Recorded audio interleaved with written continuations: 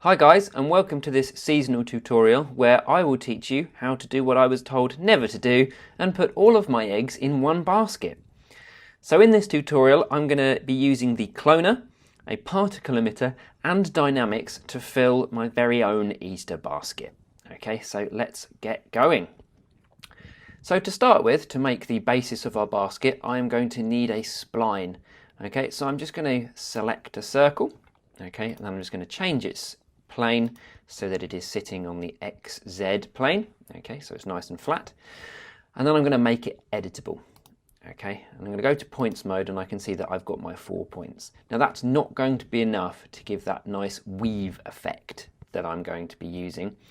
So what I'm going to do is I'm going to select all of my points with Command A, right click, and then I'm going to go to subdivide. So I'm just going to go to the settings and I'm going to look. At the moment it's going to subdivide 2 times, so it will increase that by a lot. But let's go to 3, and that's going to give me, okay, that gives me a few more, but that doesn't give me enough. So I'm just going to go to subdivide again, and I'm just going to subdivide it one more time. Okay, that looks like that gives me a nice amount of points. Now I'm going to need to just change those points a bit, so I only want to change half of them. So I'm just going to deselect the ones that I don't want, okay, and then I'm going to scale the others. Okay, so I'm just going to scale those in a bit, and you can see that that is now going to give me that nice sort of weaving in and out function that I'm going to want from it. There we go, just adjusted it a bit better. Okay, so that's cool. That gives me a starting point for my basket weave. And I'm going to simply put that in a sweep NURBS. So if I just create myself a sweep, and I'm going to create myself another circle. Obviously that's going to be way too big, so I'm going to shrink that down quite dramatically to say only about 2 centimeters. Okay, and then I'm going to put that together in there. There we go, and we get the start of my basket. Now that's relatively simple so far. So I'm going to create myself a cloner object because that's going to give me the rest of the basket. And I'm going to drag and drop that in there. Now that gives me 3, okay, which is nowhere near as many as I am going to need. So what I'm going to do is I'm just going to whack that count up, okay, but it's obviously going to increase its height dramatically, which isn't what I want. So using that, I'm just going to bring its height down. Okay, so I'm going to just zero out those.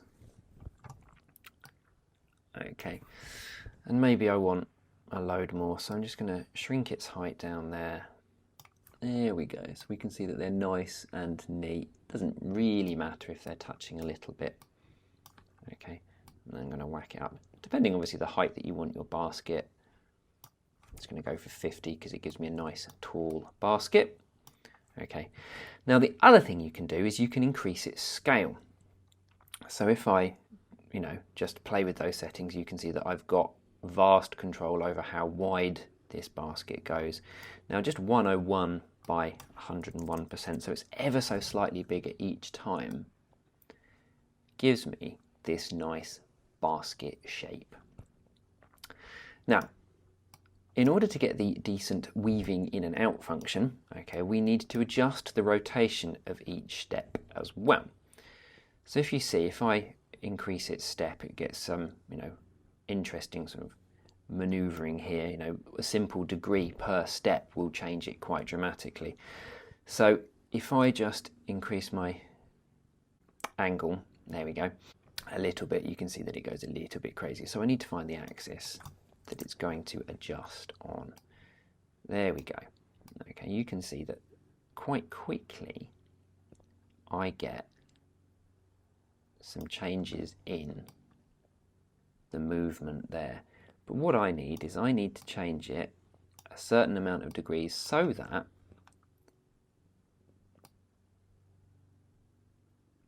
the middles start to meet, okay, down there. Now that's a little bit too much, so it might be a case of you're going to have to start to adjust those by points of a degree. Okay, I think it's, there we go, about 11.5. Okay, maybe not. Going to your top view, okay, might help because it will give you an idea of where it's turning. And I'm actually going to go back to 100% for the moment, just so that they're on top of each other and I can see how much this is adapting. Okay, it might even be 0.25. Okay, depending on the amount of subdivisions you've got and the amount of wiggle room that you've created, you may find, okay, that it's just going to create some tweaking so that your layers overlay. Okay. Oh, there we go. 10 degrees. There we go. And what that should do now is that should give, yeah, that doesn't look like it's enough. Because can you see we've got the base layer and base layer, but that needs to be in the middle and the next one needs to be over. So if I just increase it by 1 degree, 15. There we go. For me it was 15 degrees. And that gives us this nice overlay with a whole load of gaps. Ooh, that will give us exactly what we want to be able to put the sort of rungs in. Okay, cool. And now I can increase my width again, 101 to 101. And there we have this nice woven basket shape. Okay, now I need to do the support struts. Okay, and this is relatively simple. I'm going to use, though, rather than a cylinder, which would fit nicely, I'm going to use a cone. And my reason for using the cone is I can control the top and bottom radius really quite nicely. And you might find that because I've used the scale of the cloner, that the top of the holes is slightly different to the bottom. And in order not to get them to intersect, I'm going to use that. Okay, so I need another cloner. So MoGraph Cloner. Okay, and this time I'm going to put my cone object in there. It wants to instantly create a linear clone straight on top of each other, so this time I need to change it to radial. Okay, and it's decided to do it that way, which gives me these weird spikes, which is not what I want. So if I just adjust that, there we go to the XZ, you can see that I now have the ability of moving my way, of moving these support struts out. Obviously 5 is not enough. Okay, so I just need to work out how many supports that I'm going to need. And that's done simply by counting the number of gaps that you are going to have. Okay, so if I've got 1, 2, 3, 4, 5, 6, okay, and I'm going to have another 6, 12, 24, okay, 6, 24 in total should be. Okay, and I'm going to expand those out so that they sit in the middle. Okay. Obviously they're a bit large, so I'm just going to shrink those quite dramatically. I mean, I'm just going to do it maybe 5 by 5. Okay, now with this cloner, okay, I want to just adjust its angle ever so slightly. Okay, so if I grab that there we go. Okay, and they start to sit in those gaps. Now, the cloner radius just needs to expand a little bit more so that they're seated in it better. Okay, and then I'm going to adjust that angle again of the transform.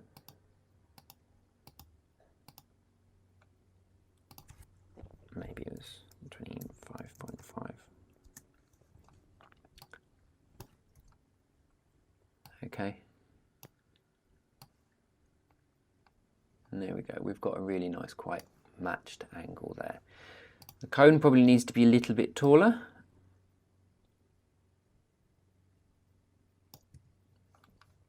And that gives us those nice little angles, nice little sort of weaves there. So the bottom's not too bad. Okay, but we might need to adjust the cloner angle a little bit more. Oop. So it's a case of just adjusting the angle and then bringing in that radius so that you're happy that those supports are in the middle of the top and the bottom. Now, as you can see, the bottom, the gap is slightly smaller, so that's why I've used a cone. So the bottom radius, I'm just going to shrink a little bit so that the top radius sits in those gaps. Okay, cool. That gives me my basket. Not too bad. Now for the trims, the brims as it were, okay, across the top. So to do this, I'm going to use another spline and another sweep.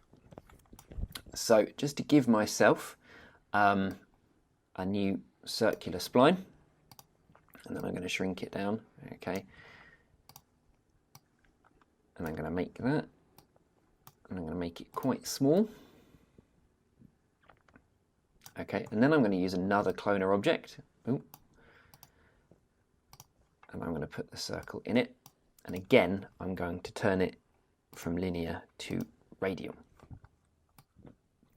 So now if I have a look, you can see that I've got my 5 splines along there. Just going to move them up so that you can see what's going on. I'm just going to shrink the radius because I don't want them to be that big. Okay. So that's going to be quite a thick brim, so I'm going to shrink that even more, say about 7.5, and then I'm going to shrink that. Okay, just going to press S on my keyboard to zoom in on stuff that's selected, and then I'm just going to make sure that they're touching nicely. There we go. Okay, and now that's going to form another part of the sweep that will sweep its way around. So, to create myself another sweep NURBS, okay, and I'm going to create myself another circle, but I'm going to use this one. Okay, I'm going to create myself a copy of that so that I know it meets the base exactly. And then I'm going to put the cloner in the sweep and the circle in the sweep. Okay, and you notice that currently only one sweeps around the other. Okay, and if I do that, okay, we get a very tiny circle there. What I'm going to need to do is I'm going to need to connect these. So using a connect with that selected, okay, hold down Alt on my keyboard, and Alt will create the connect object with the cloner on the inside. Okay, you can see that that's sweeping all the way one around the other that way, which is not what I wanted. Okay, and if I do that, okay, we have it there. So that circle, I've just realised I created the wrong one, didn't I? So I'm going to take that circle out, and I'm going to make myself a new one anyway. Okay, so that circle is there. XZ, okay, and now, okay, if I do it, there we go. And that gives me a really quite chunky base. So maybe I want to adjust that a little bit, and I can do so using, okay, the cloner here. So if I just turn off the sweep and I have a look at my circle there, maybe I shall only make that 2.5, and then I will adjust that. So now if I turn my sweep back on, here we go, that's a bit nicer. But these baskets have that nice twist. So in order to get that twist, using the sweep NURBS, okay, you have got some end rotations. And if I increase my rotation, you can see that that starts to twist. Okay, and that gives me some nice curvature around. But it does create a little issue there where the beginning and the end of the splines start to go a little bit crazy. But that's easily changeable under the details. So under the sweep knobs with the details, if you just adjust its rotation, you can see that that starts to clean its way up. Okay, whilst still giving me this nice rotation all the way around. I'm just going to increase the radius of that circle just so it encompasses those a little bit better. Okay.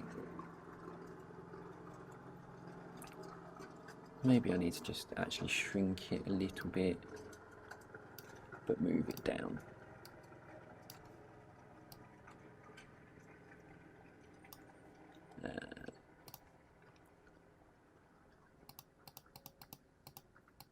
Here we go.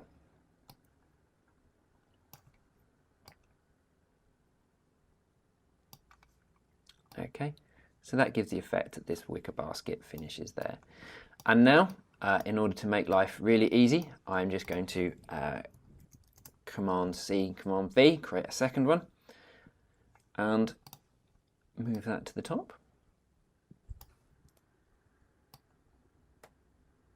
And then increase that radius so that I get the top of my basket. Okay, excellent. There we go, I have my basket. All but the floor. So just to create myself a floor, the easiest thing to use is a disc. So that disc is going to give myself the nice base of the basket, ensuring that it's within it, and I have my lovely little finished basket here. Okay, there we go, that was quite quick. Now to texture. Okay, so simple textures for this, so just create yourself a new texture. Okay, and under the color function, if you go to textures, under surfaces there is wood. Okay, and that gives you a relatively useful wood texture that we're going to be fine for using this. So I'm just going to minimize this, and then I'm just going to name these so that I know what it is that I am going to be, well, texturing basically.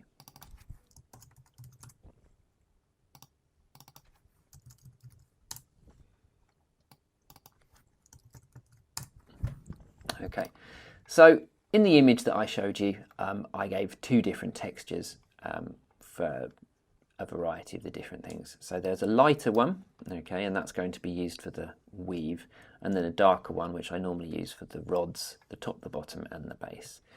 So the lighter one really is quite a light colour, and I just choose something that's very similar to the other one, so that it gives a nice overall effect. And I just apply that to the weave, okay, and then Command copy and paste to create a second. Okay, and then I shall use this to create a darker one. So I shall create a darker version there, and then an even darker version here. Okay, so that we get this, it's a bit orange for my liking there. Okay, there we go. And that's the one that I then apply to the rods, and Command drag to the top, the base, and there. Okay, and if I just give that a little render, yeah, it's not too bad. It gives us that nice sort of effect that we've got going on with all of these weaves and this wood effect. You may want to adjust some of its specular. So with both of them selected, okay, I'm going to go to the reflectance tab. I'm going to increase the width actually, because wicker baskets are actually quite broad and they're shiny, but I am going to increase its specular strength. Okay, just have a little render. Yeah, the light's playing around there quite a lot. Once we get it in an environment, we'll be able to see how it's going to look a little bit better. Right, okay, so there we go. There we have my basket. So I'm just going to select all of that, and then I'm going to group it. So Alt-G, I'm going to call that basket. Now, to do the eggs, okay, so I'm just going to hide that from my view. And to create an egg really quickly, I'm going to use a lathe NURBS. So going to my front view, F4, I'm just going to create myself an egg. Okay, so I'm going to give myself a nice little egg shape. There. Okay, I'm going to make sure that that point is at 0. Okay, make sure only my spline is selected, that point's at 0, and that point is at 0. And then I'm going to create myself a lathe and drag and drop. There we go, call that egg. Of an interesting shape, so more of an acorn. So I'm just going to adjust my shape a bit so that it's a little bit more egg-like. Okay, cool. There we go, we have an egg. Obviously in comparison to the size of the basket, it's a tad large, but we can change that later. You can change it now. Just to scale up and down, you can scale with what it is that we are going to produce a bit later on. Okay, so now what we're going to need to do is we're going to need to sort out a basket. Now, whilst I've made my basket, this one is for a visual purpose, and I need something that is going to be filled with the eggs that gives me a little bit more control than relying on that geometry. So I'm going to create myself another cone. Okay, and then I'm just going to move it into the position so it's the right sort of height and width for the base of a basket. So I've got that basket there. I'm going to increase its top radius to that, and I'm going to increase its height. Okay, so a little bit of adjustment. It doesn't matter if it overlaps above the top. It just means that your eggs will definitely sit within this area. Okay, and this is going to be what I'm going to fill my eggs with. I'm going to turn the basket off, and I'm going to make my cone editable. Boom. Okay, and I'm going to delete the points on the top. Okay, so I don't want any points in here that are going to get in my way, because this is what I'm going to fill. Okay, now the eggs are going to be some form of dynamic. So we're going to need an emitter. So let me create myself an emitter. Okay, so under Simulate, Particles Emitter. Okay, I've got my emitter. I'm just going to move it up. Okay, you can see that it's quite diddy. So I'm going to point it down to make sure that it's going to point within my basket. I'm just going to increase its scale because I want it to have an area of stuff that it's going to produce.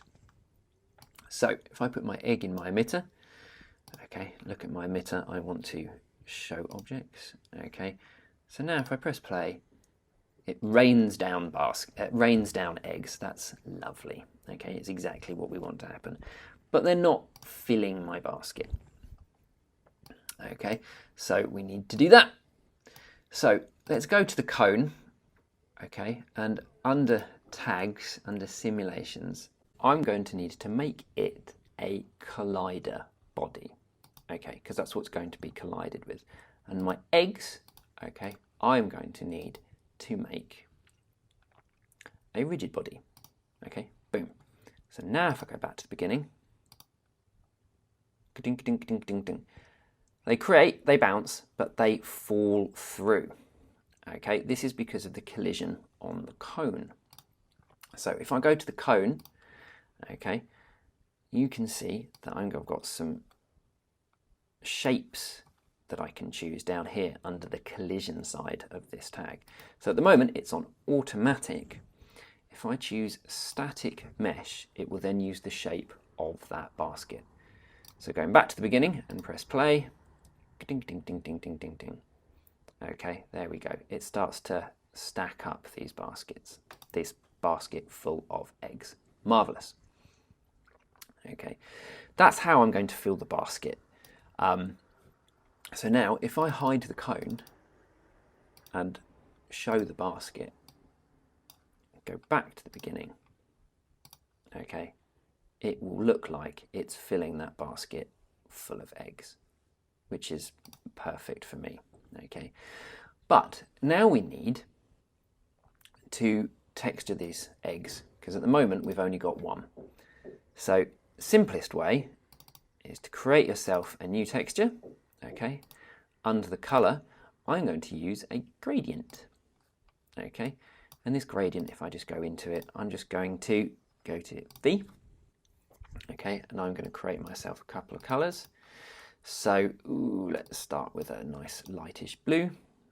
Make sure that you select all of it when you do it. There we go. Nice lightish blue. Okay, I'm just going to get rid of the white for the second. Okay, and then I'm just going to Control or Command drag that so that it's both ends. Okay. Then I'm going to, let's make it a nice lightish red. Okay, and I'm going to Command drag another copy of that, and I'm going to Command drag another copy there. Okay, I'm just going to whack that central point. That acts as a nice sort of gradient manager, and if you put it right up against, you get these nice lines. Okay, so ba-dink, ba-dink, and then maybe a stripe in the middle, a nice bright yellow. Okay, and that gives me my nice sort of stripe. Okay, if I just did that, there we go. Okay, cool. Just adjust. There we go. And that gives me one stripe. Okay, and if I apply that to that egg, okay, it applies it in the wrong way. So change that to cylindrical. Boom. Okay, we don't seem to have that. So if I change the scale, okay, or maybe change its position then, and then change its scale. I've got the nice blue either end, the yellow stripe there. Okay, now I'm just going to name that egg 1, and then Command drag another one, which I shall call egg 2, and I will just adjust some of its settings. So let's just swap stuff about.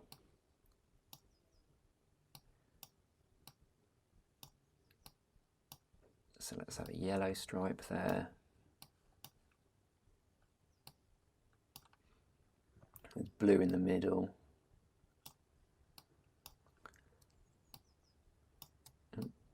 Red on the outside. Here we go. Okay, and we've got a slightly different egg there.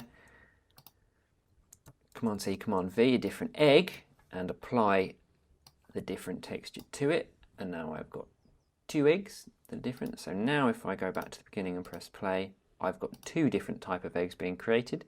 Now it's up to you with the number of ones that you want to do, or the different textures that you want to do, or things like that, to give you this nice sort of egg shape. So just going to change my specular on this a little bit. Just going to lower its height, but make it a bit broader, so that it's got that painted-y egg texture. Okay, that's cool. So I'm just going to increase my animation to say 150. I know I'm only going for a still image here, but what I want to do with my emitter, okay, I want it to create maybe 10 for only about 25 frames. Okay, so that it will fill up the egg and then stop. Okay, not enough to fill up the egg, so you can either increase the birth rate or you can increase the number of emissions. I find if you increase the birth rate, say if we up that to say 50, I know I'm only just going to show you, it creates an awful lot and they go everywhere because they're colliding with each other.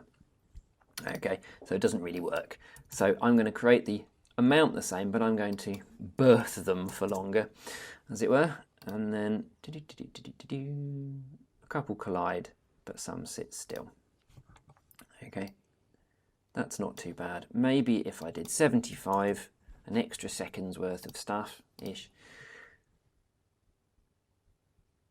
Okay, I get more in the basket. Equally, I can move my emitter closer to the basket and hopefully I won't lose as many out. Okay, and then that gives me a nice basket full rather, of eggs. Marvellous.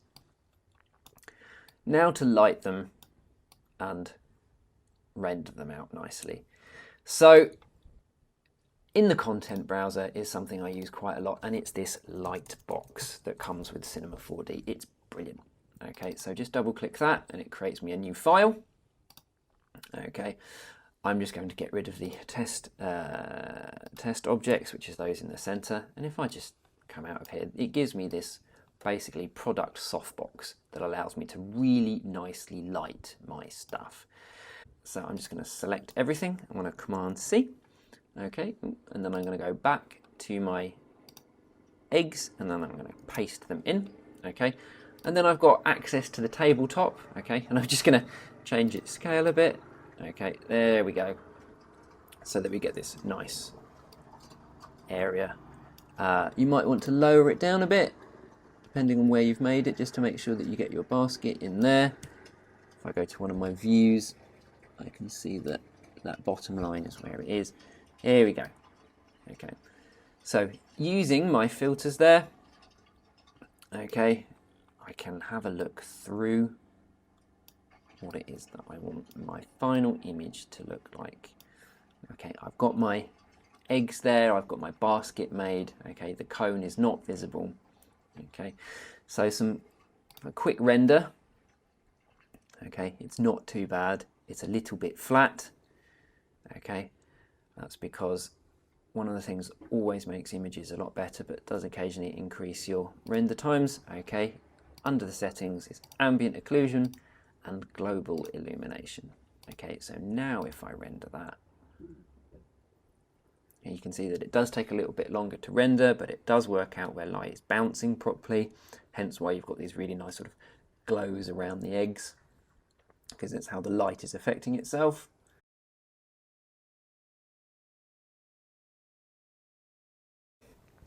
Okay, there you go. That took 2 minutes 35. I'm not too displeased with that. I've noticed a couple of problems there with some of the rods and stuff, so maybe if I lower the basket top a little bit, it will hide those. And I'm just going to decrease the radius of that a smidge, and then maybe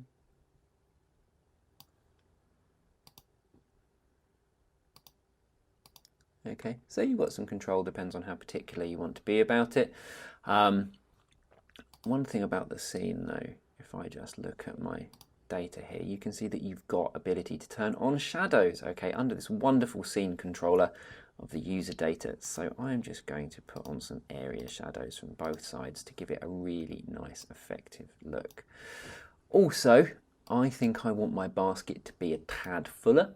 So under the emitter, I'm going to make it play for 100 frames instead, emit for 100 frames. So if I just press play, yes, I lose a few, but the basket fills itself up much better. Oh, didn't press pause in enough time. Maybe if I did it, say 250 frames, gives it enough chance to settle. Put that on for 125.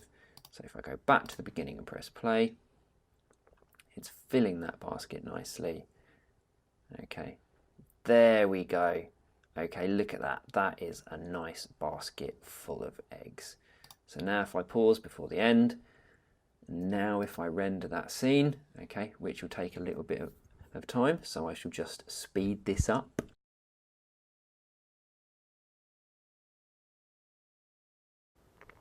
Okay, so there we go, 3.5 minutes, that went by fast, to produce your little egg basket there. I'm really quite happy with that. I think it looks like a nice, tasty and successful Easter egg hunt there. I hope you guys enjoyed that tutorial and you found some useful stuff in it. Catch you later.